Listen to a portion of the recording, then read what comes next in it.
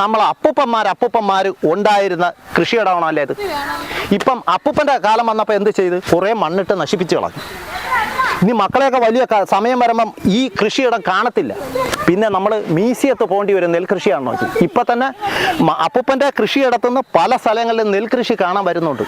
നെല്ല് അരി ചോറ് വെച്ചെന്ന് അത് എന്താണെന്ന് അവർക്കറിയില്ല. നെല്ലിൽ നിന്നാണ് അരി ഉണ്ടാകുന്നതെന്ന് അറിയത്തില്ല. എത്ര പേരെ ഒന്ന് അപ്പൂപ്പൻ്റെ അടുത്ത് ചോദിച്ചിട്ടുണ്ട്, ഇതെങ്ങനെ ഇത് കഴിക്കുമോ, അരി ഉണ്ടാകുന്നത് എങ്ങനെയാണ്?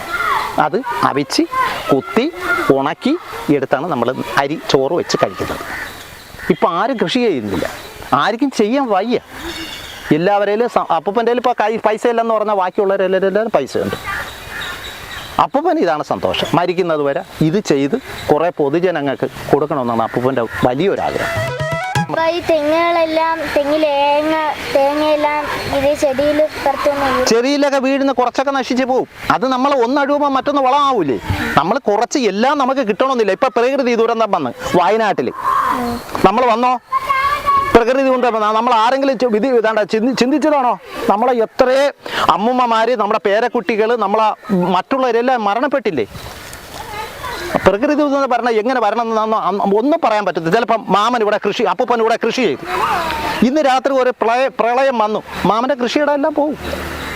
നമ്മൾ അത് കണ്ടുകൊണ്ട് കൃഷി ചെയ്യാതെ ഇരിക്കരുത്. നമ്മളെല്ലാവരും കൃഷി ചെയ്യണം. മണ്ണിൽ കൃഷി ചെയ്ത് അടുത്ത ഒരു തലമുറയ്ക്ക് നമുക്ക് എന്ത് കൊടുക്കാൻ പറ്റും അത് നമ്മൾ കൊടുത്തുകൊണ്ടിരിക്കണം.